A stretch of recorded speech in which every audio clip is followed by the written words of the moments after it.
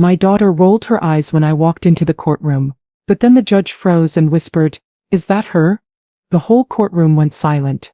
They had no idea who I really was until... Before we continue, I just want to say thank you for taking the time to hear my story. If you're comfortable, let me know where you're listening from, and what time it is where you are. Now let me tell you my story. My name is Annabeth Harding. I entered the courtroom not as a titan but as a ghost.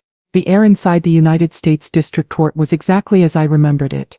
Cold, still and smelling faintly of old paper, floor wax and the low-grade anxiety of 100,000 human dramas. It was a place I had once commanded, a domain where my voice had shaped fortunes and ended careers. Today I was here as the respondent, the subject, a frail old woman in a simple but elegant Chanel suit. My presence meant to be a problem to be managed, a life to be adjudicated. My performance had begun the moment I'd left my car. My shoulders were slightly stooped, my walk a fraction slower than necessary, my hand holding my purse with the faint, telltale tremor of age. I was playing a part they had written for me. I saw them sitting at the plaintiff's table, my daughter Chloe and her husband Gavin. Chloe was dressed in a beige suit the color of surrender, her hair pulled back in a severe, joyless style. She was performing the role of the long-suffering daughter, a woman forced by tragic necessity to take this terrible step. She saw me walk in, her lawyer pointing me out, and she rolled her eyes. It was not a grand gesture but a small sharp viper strike of contempt, a dismissal of my entire existence in a single fluid motion. It did not hurt me. The capacity for her to inflict that kind of pain had been cauterized the moment I heard that voice message. Her gesture simply confirmed the data I had already gathered. My daughter, the girl I had raised, was a hostile actor in this drama, and she would be treated as such. I took my seat beside my lawyer, the gentle Mr. Peterson, my movements slow and deliberate. I looked towards the bench, and my breath caught the judge. A formidable-looking woman with intelligent eyes and hair the color of steel, was staring at me. Her professional, impassive mask had slipped. Her eyes, wide with a dawning, incredulous shock, were locked on my face. I knew her instantly. Evelyn Reed. She had been a terrified, brilliant junior associate on the opposing counsel in the Westwood equity fraud case 25 years ago. I had dismantled her senior partner on the stand in under an hour. It seemed she had done very well for herself since.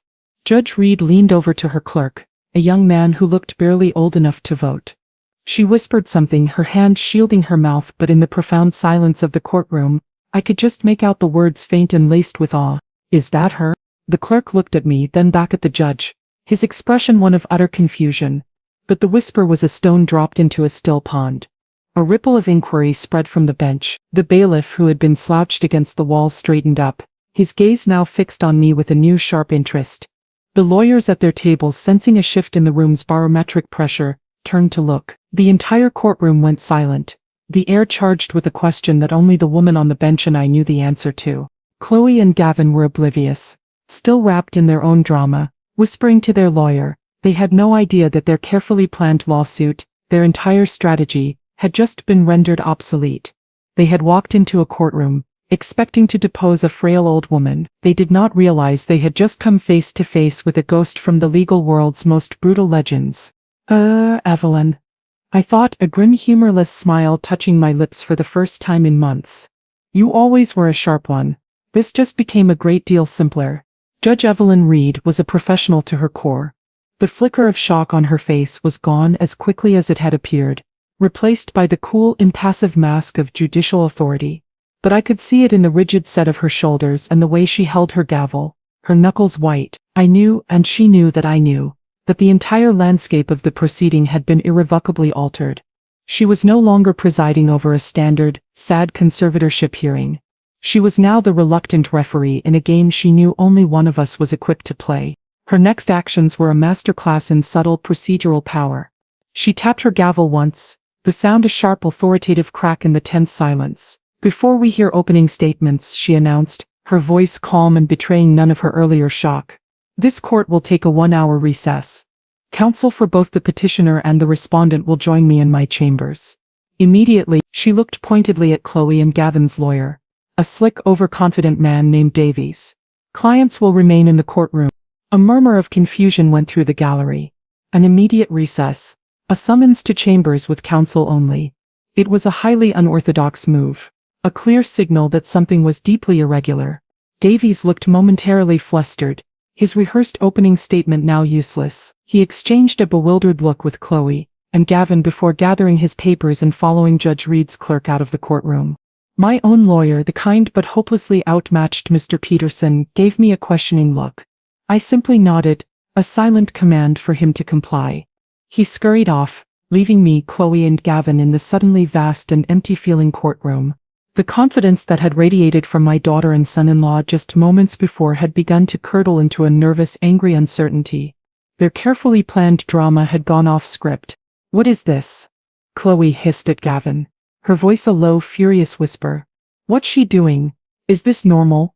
"Of course not," Gavin muttered back, his own smooth facade beginning to show cracks. He straightened his tie, a nervous gesture. "She's probably just a stickler for procedure. Davies will handle it. It's a power play, that's all." I watched them from across the aisle. My expression neutral. Gavin, for all his predatory instincts, was a creature of the business world. He did not understand the intricate, unspoken language of the federal judiciary. He saw a power play, but he misunderstood its direction. This wasn't Judge Reed asserting her power over the lawyers. This was her paying a reluctant, terrified deference to a power she knew to be far greater than her own. She wasn't controlling the room, she was trying to prevent the room from exploding. When Mr. Peterson returned 20 minutes later, he looked shaken. He sat down beside me, his hands trembling slightly. "That was unusual," he whispered. "Tell me everything, Robert," I said, my voice quiet but firm. Judge Reed barely looked at me.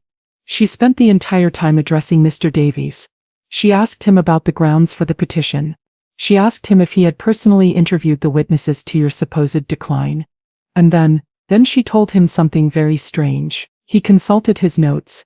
She said, "Counselor, I strongly advise you to use this recess to conduct a more thorough background check on the respondent. Specifically, I would direct your attention to the federal judiciary of the Southern District of New York, circa 1985 to 2005. She told him she wanted him to be fully aware of the legal precedent regarding malicious prosecution in her courtroom. It was exactly as I'd predicted. A warning shot. A professional courtesy. Evelyn was giving him a chance to save himself. "What does it mean?" Mr. Peterson asked, his face a mask of confusion. "It means, Robert," I said, patting his hand, "that the judge is a very thorough woman." Mr. Davies returned to his table, his face pale. He immediately began whispering furiously to Gavin and Chloe. They thought this was a legal battle. They failed to understand that it had just become a history lesson, and I was the one who had written the book. I decided it was time to provide a little clarity of my own. I rose from my table and walked across the aisle, my movements slow and measured. The frail, slightly stooped posture I had adopted for weeks was gone. I stood tall, my back straight, my shoulders squared. I stopped before their table. Chloe looked up at me, her expression a mixture of anger and confusion. Gavin refused to meet my eyes, his gaze fixed on his phone as if his life depended on it. Their lawyer, Mr. Davies, looked at me and I saw a flicker of genuine fear in his eyes. He had clearly found what Judge Reed had sent him to find. I did not speak to him. I spoke to my daughter. My voice was not the warm, gentle tone of her mother. It was the voice I had used to cross-examine mob bosses and dismantle corporate raiders. It was a voice as calm, as clear and as cold as a coroner's scalpel. "Chloe, Gavin," I said, the names feeling foreign in my mouth. "You have made a grave tactical error. The judge has just graciously offered your counsel an exit ramp, a chance to walk away from this before the consequences become irreversible. I suggest you advise him to take it. Withdraw this petition, now." It was not a plea. It was not a threat. It was a statement of fact, a final transactional offer. For a moment, I saw a flicker of doubt in Chloe's eyes. She was unnerved by my transformation, by the sudden, inexplicable shift of power in the room. She looked to Gavin for guidance, but he was a statue, his face a mask of dawning horror. But my daughter's arrogance, her deep-seated belief in her own superiority and my irrelevance, was a powerful narcotic. The doubt passed, replaced by a familiar, contemptuous sneer. "Is that supposed to scare us, Mother?" she said, her voice dripping with scorn. "A little courtroom theatrics? You're trying to bluff. It's pathetic. We'll see you in court." I looked down at her, at the child I had raised, and I felt a profound and weary sorrow. I had given her one last chance to walk away from the abyss. And she had just jumped right in. "Very well," I said, my voice quiet. So we shall. I turned and walked back to my table. The battle was no longer about persuasion or warnings. They had made their choice, and now, I would make mine. I would no longer be the respondent in their petty, grasping lawsuit. I would be the instrument of their destruction. The hammer was about to fall. When court resumed, the atmosphere was thick with a tension that was almost palpable. Mr. Davies, Chloe and Gavin's lawyer, looked like a man who had aged 10 years during the recess. He rose to his feet, his movements stiff and uncertain. I could see the internal war raging on his face, the duty to his clients warring with the primal instinct for professional self-preservation. He had clearly advised them to withdraw, and they had just as clearly refused, blinded by their own hubris. My own lawyer, Mr. Peterson, stood up first. I had briefed him during the final moments of the recess. He was a good, decent man, and he was terrified, but he was also a man of integrity. Your Honor, he began, his voice hesitant, at my client's request I must regretfully petition the court to be removed as counsel in this matter. Judge Reed looked at him, her expression unreadable, though I detected a glimmer of respect in her eyes. On what grounds, Mr. Peterson? My client feels she would be better served by representing herself, Your Honor. A shocked murmur rippled through the gallery. For a layperson to represent themselves in federal court was rare. For an elderly respondent in a competency hearing to do so was unheard of. It was a move of either supreme foolishness or supreme confidence. The reporters in the back were already scribbling furiously in their notebooks. Judge Reed looked directly at me. Mrs. Harding, she said, her formal tone a masterpiece of judicial neutrality. Are you certain you wish to proceed pro se? I rose to my feet. Every eye in the courtroom was on me. I felt the old familiar weight of a room's focused attention, and it felt like shrugging on a well-worn coat. I am, Your Honor, I said, my voice clear and ringing with an authority that had been dormant for years. I feel I am uniquely qualified to represent my own interests in this particular matter. Very well, Judge Reed said, a flicker of something amusement respect in her eyes. Mr. Peterson, you are dismissed. Mrs. Harding, you may proceed. I gave a slight nod of acknowledgement, and sat back down. Across the aisle, Chloe was staring at me, her mouth slightly agape, a look of genuine baffled confusion on her face. Gavin was ashen. This was not part of their plan. They had expected to fight a hired lawyer to bog him down in paperwork and procedure. They had not expected to be fighting me. They still saw me as their mother. They had yet to understand they were now facing the hammer. That evening, I returned to my quiet, stately home, a place that had been my peaceful sanctuary in retirement, and transformed it back into a war room. I walked to my study, a room at the back of the house that had remained locked for the past 5 years. The key turned with a stiff, reluctant groan. The air inside was cool and still, smelling of old leather and aging paper. It was a time capsule of my former life. The walls were lined with floor-to-ceiling bookshelves groaning under the weight of thousands of volumes of case law. My desk, a massive block of mahogany that had once belonged to my father, was exactly as I had left it. My old gavel lying next to a faded photograph of Robert and me on the day I was first appointed to the bench. This room had been my sanctuary, but also my arsenal. It was from here that I had orchestrated the dismantling of the Genovese crime family's financial empire. It was here that I had drafted the briefs that led to the conviction of the CEO of a fraudulent Wall Street investment firm. Now I was reopening it for one final case, Harding Verite. I sat down in my old leather chair, the familiar creak a welcome sound. For a moment the weight of the past, of all the battles fought and won in this room, settled over me. And then I began to work. I unlocked a fireproof safe in the corner, a relic of a time when threats against my life had been a credible concern.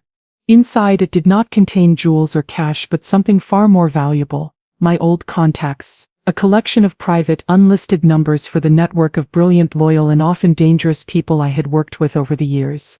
My first call was to a man named Marcus Thorne, not the lawyer but a different Marcus, a grizzled, cynical ex-police detective who now ran a high-end private investigation firm. He owed me his career, after I had refused to let him become the scapegoat in a politically motivated corruption scandal 30 years ago. Annabeth, he grunted when he answered, his voice a gravelly rumble. I was wondering if I'd ever hear from you again. Don't tell me you're finally ready to write those memoirs. Something more pressing, Marcus, I said. I need a full workup on a man named Gavin Scott, my son-in-law. I want to know everything. His business dealings, his personal life, every skeleton in every closet he's ever had. I need it yesterday. Consider it done, he said without hesitation. It's good to hear your voice again, Judge. The world's gotten too quiet without you. My second call was to a woman named Priya Sharma. She had been my most brilliant law clerk, a prodigy with a mind for forensic accounting that was nothing short of genius. She now ran a global firm that specialized in untangling complex financial crimes. Judge Harding, she said, her voice warm with genuine affection, to what do I owe the honor? Priya, I need a favor, I said, and I proceeded to explain the situation. I needed her to be ready to analyze a set of financial documents, to follow a trail of money that I was certain would lead to a very dark place. It would be my pleasure to assist the court, she said, the professional formality a thin veil for her eagerness. Priya, I knew, loved the hunt even more than I did. My final call was to my son, David, a quiet, thoughtful professor of history who lived in Boston. I told him what was happening. His reaction was one of quiet, simmering fury. He offered to fly out immediately. Not yet. I told him, your battle will come, but it won't be in the courtroom. For now, I need you to be my historian. I need you to start digging into Chloe's life over the past 5 years. Talk to her old friends, her former colleagues. I need to understand what has brought her to this point. I need to know who my daughter has become. By the time I hung up the phone, the sun had set, the war room was active, the pieces were in motion. I was no longer just a mother defending herself. I was a prosecutor building a case, and the targets were my own daughter and her husband. My first official act as my own counsel was not a defensive motion, but a surgical strike. I spent the next 2 days drafting a subpoena. It was not the broad, sweeping request for documents that a less experienced lawyer might file. It was a document of devastating precision, a legal scalpel designed to cut directly to the heart of Chloe and Gavin's fraudulent enterprise. I did not ask for all the financial records of their so-called tech startup, Invest. I asked for the minutes of the board meeting on October 17 of the previous year, the investor prospectus from the second round of funding, the complete unredacted record of communication with their initial investors, and the specific wire transfer records to an offshore holding company in the Bahamas that I had a strong educated hunch would be there. I was not fishing, I was demonstrating that I already knew where the bodies were buried. The subpoena was served, and I knew it would send a shockwave of panic through their camp. Mr. Davies would recognize the legal artistry of the document and would likely advise them again, more forcefully this time, to retreat. But I knew my daughter, I knew her pride, and I knew Gavin's desperation. They would not back down. A few days later, just as I had anticipated, they launched their counterattack. It was clumsy, brutish, and utterly predictable. They leaked a story to a notorious online gossip blogger, a woman who specialized in character assassination. My son David read the article to me over the phone, his voice tight with disgust. It was a masterpiece of manufactured sympathy. It painted a picture of Chloe as a brilliant modern businesswoman, being stifled by her old-fashioned, controlling mother. It was filled with quotes from anonymous friends, who worried about my increasingly erratic behavior, and my vindictive paranoia. It claimed my move to represent myself was not a sign of strength, but a clear symptom of a persecution complex. Mom, this is disgusting, David said, his voice shaking with rage. We have to respond. We have to issue a statement. No, David, I said, my voice calm. I was looking at the first set of documents from my subpoena, which had just arrived. We do not never wrestle with a pig. You get dirty, and besides, the pig likes it. What does that mean? He asked. It means they think this is a battle for public sympathy, I explained, my eyes scanning a damning financial report. They've misidentified the battlefield. This is not a PR war. This is a federal court case, and in my courtroom, gossip is not admissible as evidence. Let them play their games in the mud. We will be fighting with facts, and I assure you, the facts are all on our side. I read the article and I felt nothing but a cold, clinical detachment. It was the desperate act of amateurs. They were fighting a war of perception, while I was preparing for a war of annihilation. The documents I had subpoenaed began to arrive at my study in large sealed boxes. It was a deluge of paper, a blizzard of financial data that would have been impenetrable to a layperson. But to me and to my former clerk Priya, it was a story waiting to be told. Priya, true to her word, flew in from London. For 3 days my quiet, stately home became a hub of intense, focused activity. We turned my large dining room table into our headquarters, spreading out bank statements, investor reports, and corporate filings. The air was thick with the scent of old paper and fresh coffee as we worked late into the night. Priya, with her brilliant forensic mind, was a marvel to watch. She moved through the complex data with the grace of a master detective, her fingers flying across her keyboard, connecting disparate pieces of information with an intuitive genius that had always astounded me. "They've been cooking the books with 2 sets of records," she explained on the second night, pointing to 2 different spreadsheets on her laptop. The screen cast a cool blue light on her focused face. One for the investors, showing fake profits and exponential growth. And this one, the real one, which they kept hidden, showing a direct pipeline of funds to an offshore account in the Cayman Islands. "To Gavin," I said, my voice quiet. It was not a question. "To a holding company solely controlled by Gavin," she confirmed. "He's stolen over $15 million, and the whole thing is about to collapse. Their last major investor is demanding a full independent audit. That's why they're so desperate. The conservatorship wasn't just about getting the rest of your money, Annabeth. It was about gaining control of the family's legal and financial apparatus to hide this fraud before it all blew up. They were going to use your assets to pay off the investors they'd cheated." The sheer scale of their audacity was staggering. They weren't just trying to rob me, they were trying to make me the unwitting accomplice in their massive fraud. While Priya was untangling the financial web, my private investigator Marcus was digging into the personal one. He delivered his report to me in person, a thin file that contained a story of breathtaking personal deceit. He sat in the wingback chair opposite my desk, a grim, cynical look on his grizzled face. "Your son-in-law is a piece of work, Judge," he said, his voice a low rumble. "A real pro.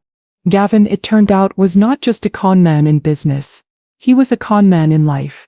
Marcus had uncovered a history that had been carefully scrubbed from the internet. A previous marriage which had ended abruptly after his wealthy wife's family had discovered his financial indiscretions. A failed business in Chicago under his original family name, which he had legally changed. He had a pattern of preying on wealthy single women, a charming predator who saw love and marriage as a means to a financial end. The report also contained a detailed accounting of his personal life. Since marrying my daughter, there were secret credit cards, expensive trips I had known nothing about, and a devastatingly clear pattern of a severe gambling addiction. There were records of large cash withdrawals from casino ATMs in Las Vegas, and a string of catastrophic losses in a high-stakes online poker game. He hadn't just been funding a lavish lifestyle. He had been feeding a demon, and he had used my daughter and my family's money to do it. But the most painful revelation, the one that felt like a physical blow, was reserved for the final page of Marcus's report. It was about my daughter Chloe. For years I had been giving her pieces from my personal jewelry collection, family heirlooms that had been passed down from my grandmother. A string of pearls, a diamond brooch, a set of emerald earrings that had been my mother's. I had given them to her for safekeeping, with the understanding that they were part of her heritage, to be passed down to her own children one day. Marcus had, on a hunch, cross-referenced a recent auction catalog from a major New York auction house, and there they were, Lot 2047, an Art Deco emerald and diamond suite, Lot 312, a natural pearl necklace, all sold to anonymous bidders over the past 3 years. He had even found the receipts from a high-end jeweler in Beverly Hills, who specialized in creating museum-quality replicas. Chloe had been systematically selling off her own history, her grandmother's legacy, and replacing it with fakes.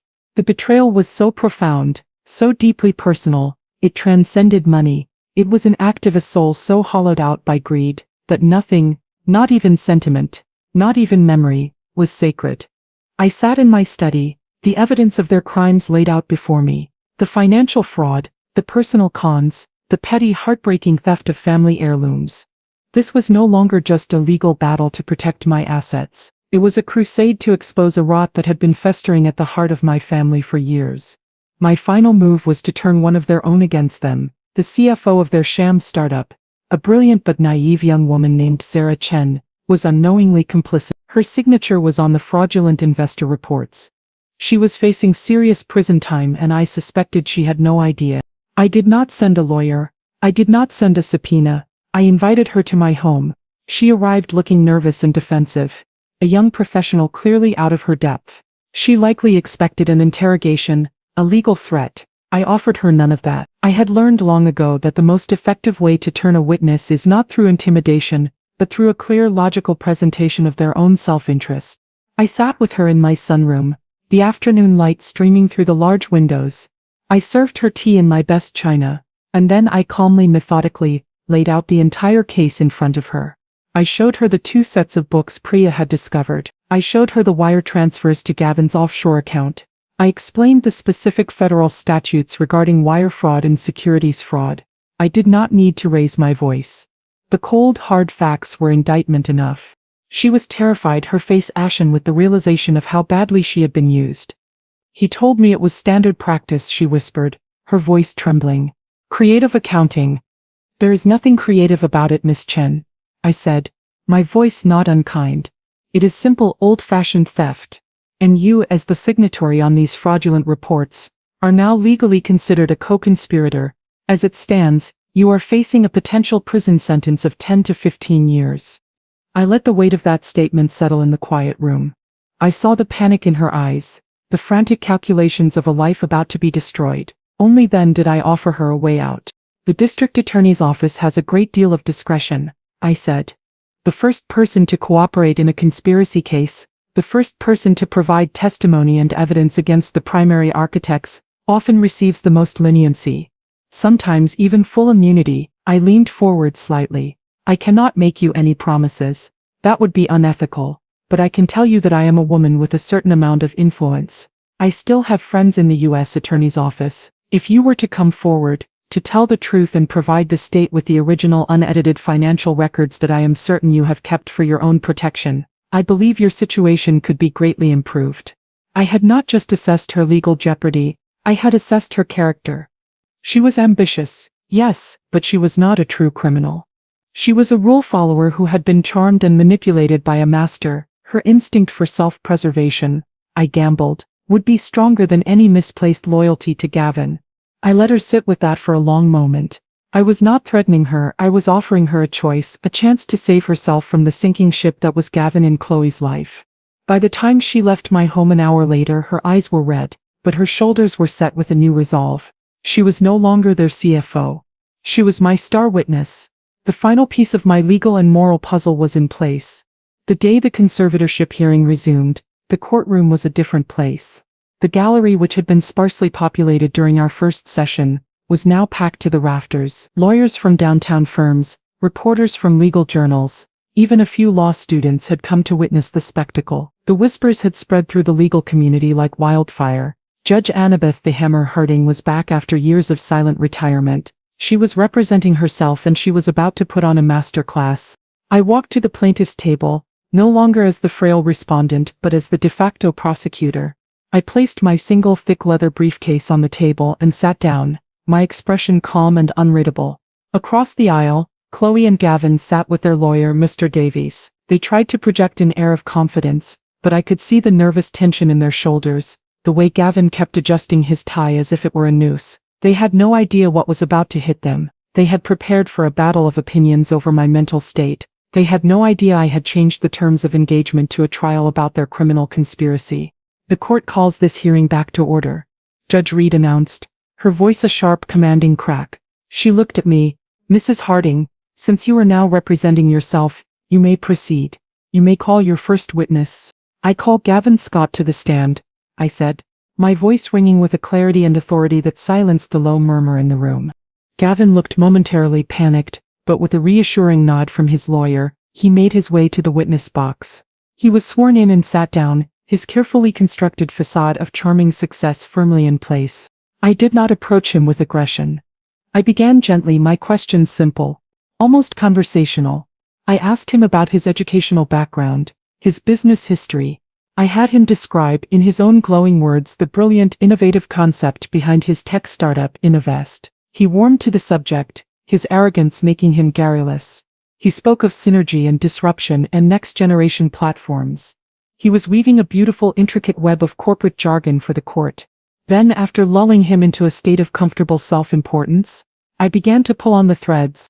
Mr. Scott, I said, my tone still mild as I gestured for the clerk to project an image onto the large screen in the courtroom.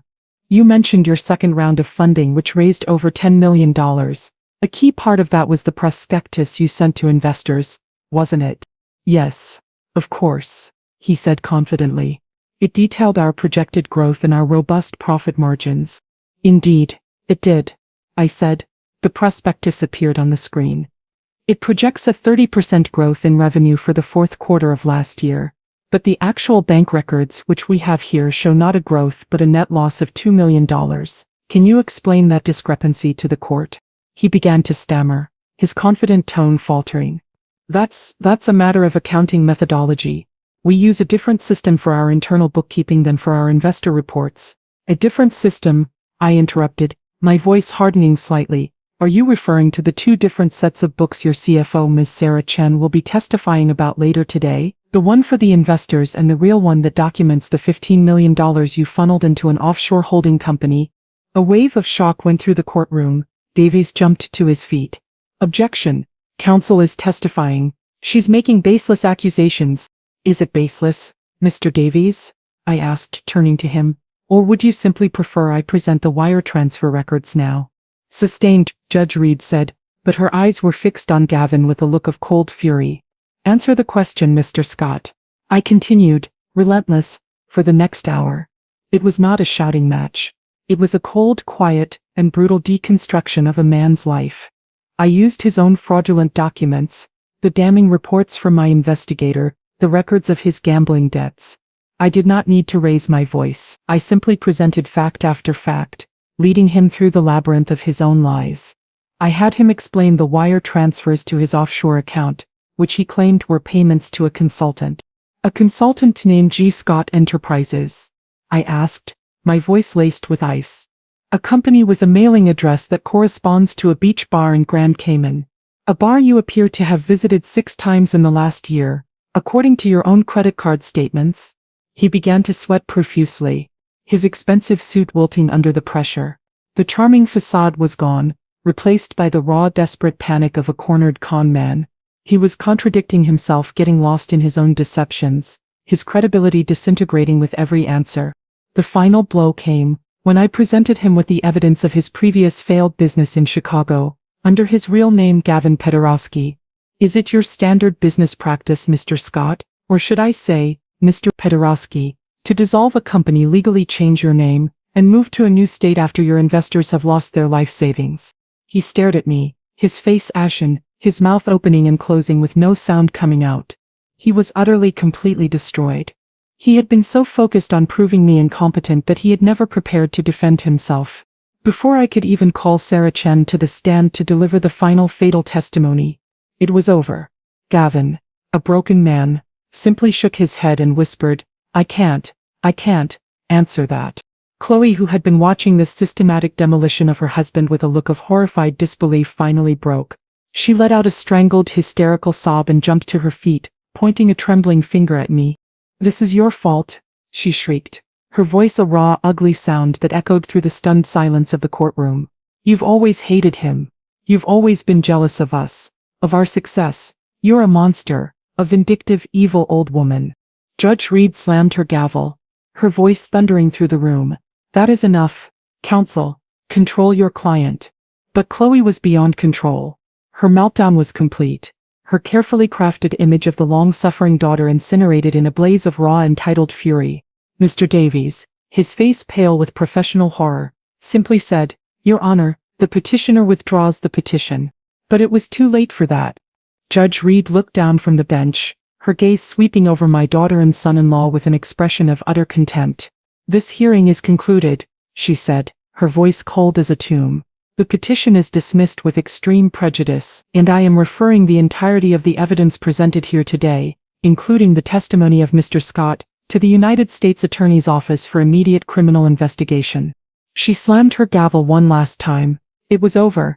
I watched as 2 bailiffs approached the plaintiff's table. My daughter and her husband, who had walked into this courtroom as plaintiffs seeking to declare me incompetent, were now escorted out as potential felons. The final scene of my war took place not in a courtroom, but in the quiet, familiar sanctuary of my own study. Months have passed. The legal storm, which had raged with such fury, has finally subsided. Chloe and Gavin, faced with the mountain of evidence I had unearthed, accepted a plea bargain to avoid a protracted and humiliating public trial. They are now serving sentences in a federal prison for fraud and conspiracy. The whispers in the legal community about the return of the hammer have faded into a new, more respectful silence. My life has returned to a quiet, ordered rhythm, but it is a new kind of quiet, a new kind of order. My days are my own again. Free from the shadow of my daughter's treachery, my son David and his family visit often, their presence a warm, healing balm on the raw wounds of the past year. He helps me manage the complex task of dismantling the financial wreckage his sister and her husband left behind, helping the smaller investors they defrauded to recover some of their losses. Tonight, my study, my old war room, is being dismantled. The boxes of case files, the legal tomes, the secret reports from my investigators are being packed away into deep storage. My work is done. As I carefully wrap my old gavel in soft cloth and place it into a wooden box, my gaze falls upon a framed photograph on my desk. It is a picture of Chloe, taken on her 10th birthday. She is beaming, a gap-toothed smile of pure, uncomplicated joy, her arms wrapped around my neck. It is from a time before the resentment took root, before her husband's poison seeped into her soul, before my daughter was lost to me. I trace the outline of her happy, innocent face with my finger. I think of the one and only time I visited her in prison. She had requested the meeting. I had gone, driven by some foolish, lingering maternal hope that she might express some remorse. She had shown none. She sat opposite me, behind the thick plexiglass, her eyes cold and hard. She did not apologize. She accused, she blamed me for her downfall, for ruining her life, for not being the weak, foolish mother she had needed me to be. It was in that moment that I finally accepted the truth. The daughter in the photograph was gone forever, and the woman who wore her face was a stranger to me. I look at this picture of the happy, innocent child she once was, and I feel no triumph in my victory. There is no satisfaction, no sense of righteous vindication. There is only a profound and weary sorrow, the deep, aching grief of a mother who, in order to save her own life and legacy, had to become the instrument of her own child's destruction. I close the lid on the box, the soft click echoing in the silent room. I have protected my kingdom. I have defended my honor. I have ensured that the life's work of my husband and me will not be squandered by fools and predators. But the cost was immeasurable. I have lost my own daughter. I switch off the light, leaving the study in darkness, a room of ghosts and memories. The hammer has done her final work. Now, at long last, Annabeth Harding can finally truly rest.